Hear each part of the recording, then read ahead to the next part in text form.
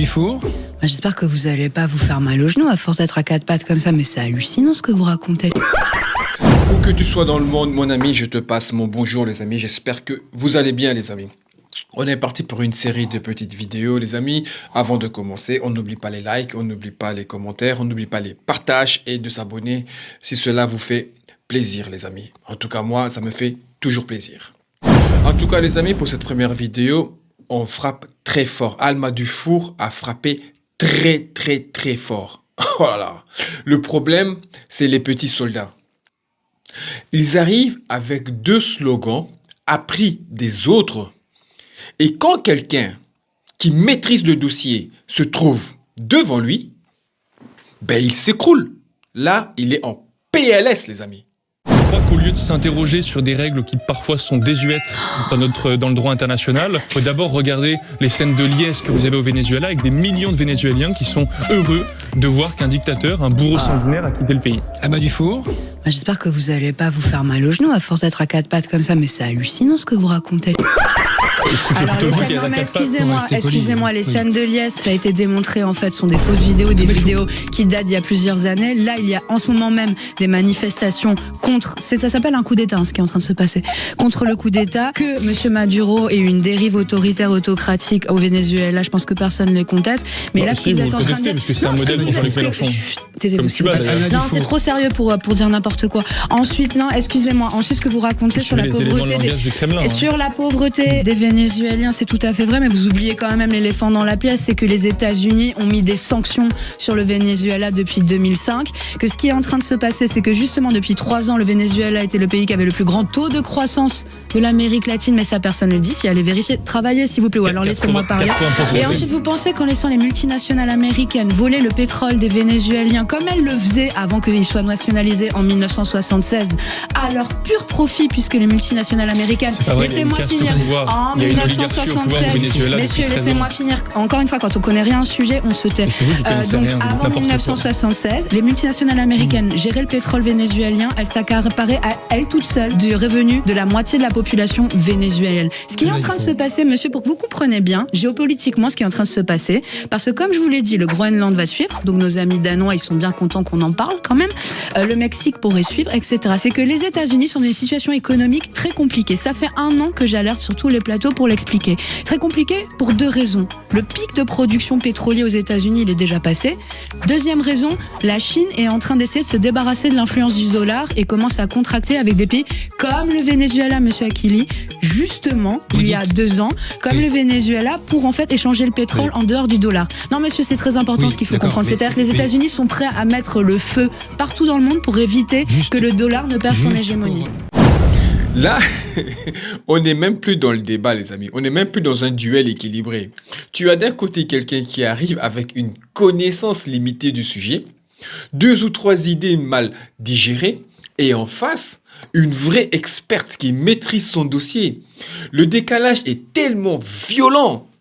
Sûr de ce qu'elle dit, ce n'est pas un clash, les amis. C'est une démonstration de niveau. C'est un chaos public. Lui, il est clairement en PLS intellectuel, dépassé, sous pression, incapable de suivre le rythme. Le chaos à la Mike Tyson. La Bible interdit le halal. Bon, voilà. Si vous ne saviez pas, c'est nouveau. Voilà, ça vient de sortir. Alors on est avec Néné God Bless, qui est influenceur catholique. Bonjour, merci d'être en direct avec nous. Je vous ai vu ce week-end sur les réseaux sociaux. Ça vous a énervé, en fait. Ça vous a énervé de voir ces restaurants qui deviennent halal. Et ce qui est intéressant dans votre discours, c'est que vous êtes assez raisonnable, j'ai envie de dire, en tant qu'influenceur catholique, parce que vous dites finalement, j'en veux pas aux musulmans, j'en veux à ceux qui rentrent dans cette mécanique. Exactement, bonjour à tous. En fait, par rapport à ma vidéo, j'ai évidemment poussé un coup de gueule. J'ai pris position parce que, en fait, on nous impose le halal dans les fast-foods et je trouve ça scandaleux dans le sens où, dans des grandes chaînes de restaurants, dans les fast-foods, pardon, les McDo, les Quick, etc., etc., on nous impose le halal alors qu'on devrait mettre une viande normale. Quand je dis normale, c'est sans rite religieux. Et mettre des alternatives pour les musulmans, vu que c'est une grosse communauté qui consomme énormément. Il faudrait mettre une alternative pour eux. Sur ça, il n'y aurait aucun problème. Sauf qu'aujourd'hui, on nous dit petit à petit que certains fast-foods vont être halal à 100%. Et je trouve que c'est pas normal, parce que en tant que chrétien, et même pour les juifs, nous ne pouvons pas manger halal, c'est déconseillé par notre livre. Mais c'est intéressant ce que vous dites, ça veut dire que vous, par exemple, en tant que catholique, vous vous dites, moi, catholique, je veux pas aller manger, ou je peux pas, enfin, vous avez dit, je peux pas aller manger dans un restaurant halal? Notre livre nous déconseille, notre Seigneur Jésus-Christ nous déconseille de manger du halal, parce que pour nous, c'est de la viande sacrifiée aux idoles. C'est notre pensée, c'est comme ça. Et pour les juifs, c'est pareil, dans le sens où les juifs ne mangent pas halal, ils mangent kasher. C'est encore plus strict. On va être clair, sans jargon religieux. La Bible ne connaît pas le halal. Le mot n'existe pas dans la Bible.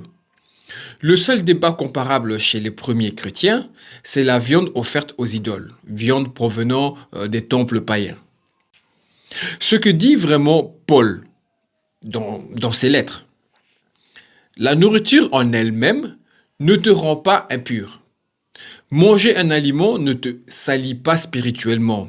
Il n'y a pas de viande magique qui te rendrait mauvais. C'est ce que dit Paul. Okay, bon, voilà, c'est ce que j'ai trouvé. Le vrai problème pour Paul, c'était dans l'intention. Si tu manges une viande pour participer à un rituel ou pour honorer un autre Dieu, là, oui, pour lui, il y a un problème. Si tu manges juste pour te nourrir, aucun souci. Donc, concrètement, manger le halal sans adhérer à l'islam n'est pas un péché chrétien. Il faut arrêter de dire les bêtises, les amis.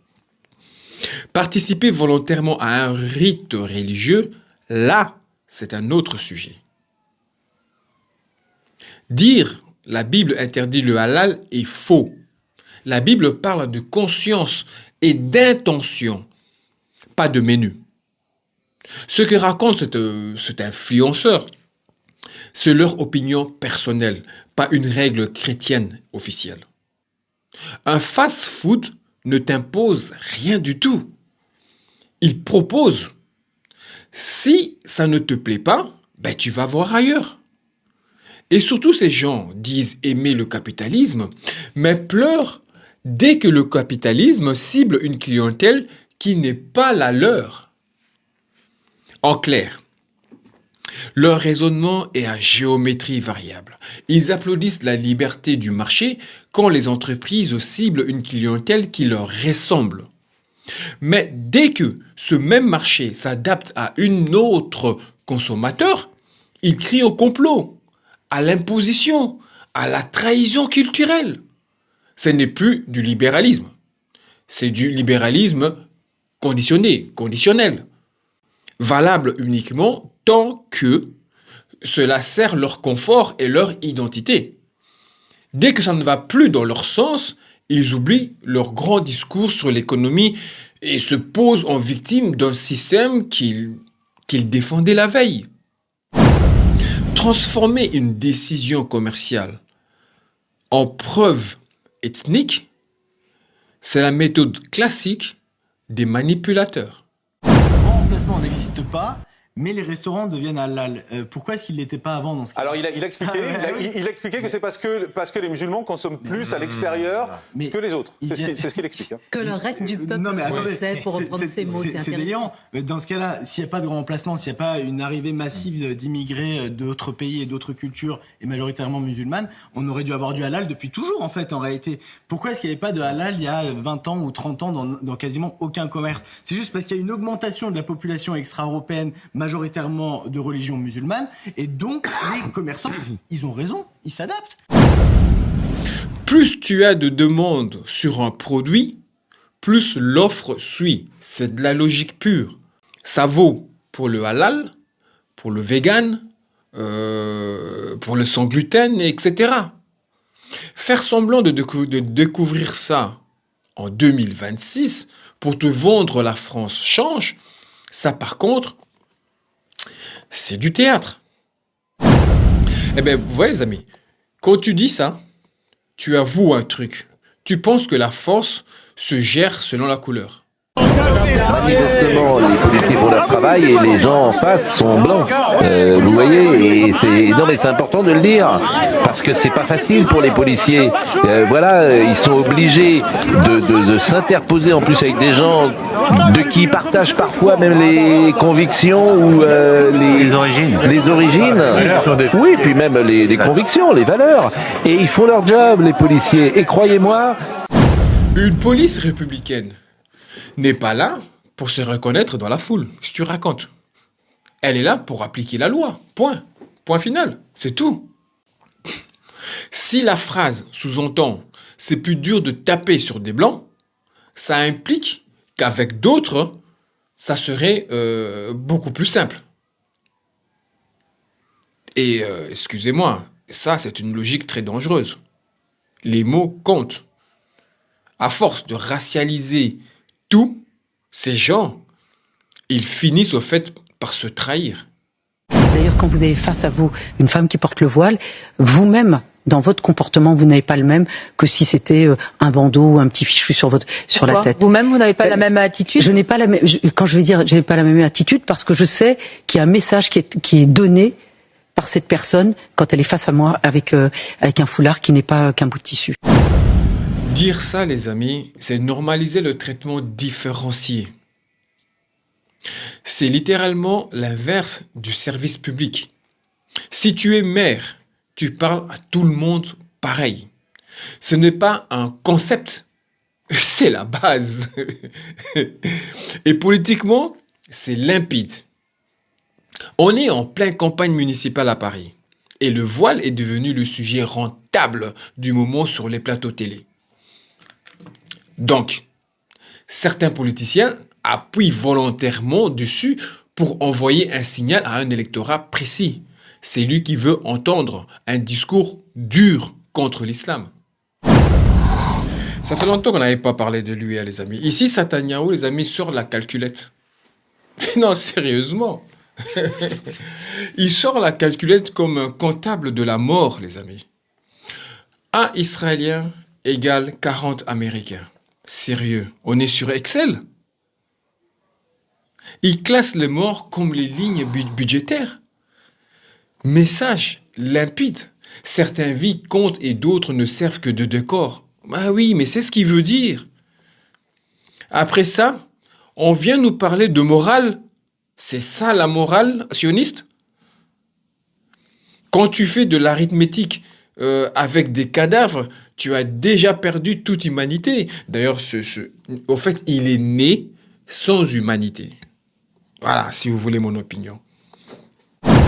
L'imam 2027, les amis. Vous n'avez vraiment pas de chance. Hein.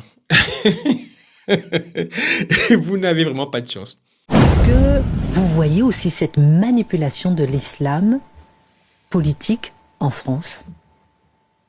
Bien sûr, parce que c'est ça que je veux dire aussi. C'est un bon message aussi, depuis ici, là, cette plateau-là. Ce que Khomeini est en train de faire en Iran, et aussi ça se répète ici en France par le LFI, qui tout à l'heure de monsieur Eric, il a déjà parlé. J'ai bien entendu, voilà. C'est en train de se répéter en France, en Europe, en homme de gauche, qui c'est pas la gauche aussi. Voilà. En train de manipuler les musulmans pour le pouvoir, pour le voter de quelque chose, mais c'est que les choses manipulation, voilà. Quand c'est pas Chelgoumi, c'est Jafar. Vous voyez dans Aladdin là, le gars qui cherchait à tout prix tuer Aladdin là. Les amis, vous n'avez vraiment pas de chance. Je sais pas où ils vont les chercher, je sais pas où ils les débusquent, je sais pas où ils le trouvent, mais c'est incroyable. C'est incroyable. Ils arrivent toujours à trouver des imams, ou soi-disant imams, ou des gens qui prétendent être imams, bizarrement, qui sont un peu largués en français, ils ont un peu du mal en français, mais ils sont les premiers à marteler dans toutes les émissions télé que nous sommes envahis par les musulmans, que nous sommes envahis par l'islam, qu'il y a de plus en plus d'immigrés d'étrangers. Et donc, du coup, je comprends par là que on est nombreux, d'accord? La communauté musulmane est nombreuse. Alors, comment se fait-il que dans toute cette communauté, tu n'arrives pas à trouver un imam qui parle correctement français? Explique-moi. C'est un plateau télé-décor. C'est soigné. Les phrases sont apprises par cœur. Il parle de manipulation alors qu'il est l'illustration parfaite. Les musulmans, c'est la carte joker des élections. Je vous l'avais dit, hein, rappelez-vous. Je l'avais dit, au plus on va s'approcher des élections présidentielles, au plus ça va taper fort. Hein. D'ailleurs, regardez cette image de la même personne. D'accord? Regardez ces deux images que je vous mets ici. C'est entouré en rouge, là. Voilà, j'attends dans les commentaires. Enfin, voilà les amis, voilà quelques vidéos que j'avais à vous présenter aujourd'hui. J'espère qu'en tout cas qu'elle vous a plu. J'espère que vous avez pris plaisir à la regarder, autant que j'ai pris plaisir à la faire pour vous. La vidéo est terminée les amis, la discussion continue dans les commentaires les amis. On laisse des pouces bleus, on s'abonne pour agrandir la chaîne et soutenir la chaîne. Moi, je vous dis paix sur vous.